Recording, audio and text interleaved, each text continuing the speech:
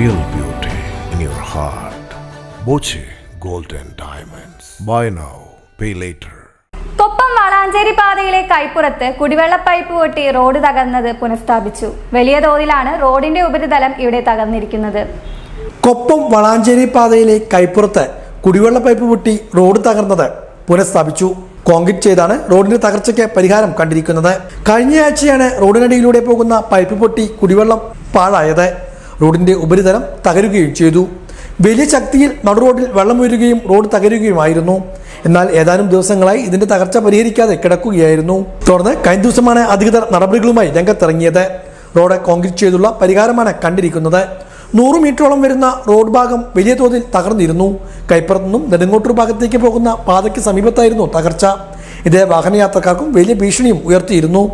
അതേസമയം പാതയുടെ 1-ാം തിപ്പടിക്ക് സമീപവും കുടിവെള്ള പൈപ്പ് പൊട്ടി റോഡ് തകർന്നിട്ടുണ്ട്. പുലാശ്ശേരിയിലും സമാനമായ സ്ഥിതിയാണ് ഉള്ളത്. ഇതിനെല്ലാം ഉടൻ പരിഹാരം കാണണമെന്നാണ് നാട്ടുകാരുടെ ആവശ്യം.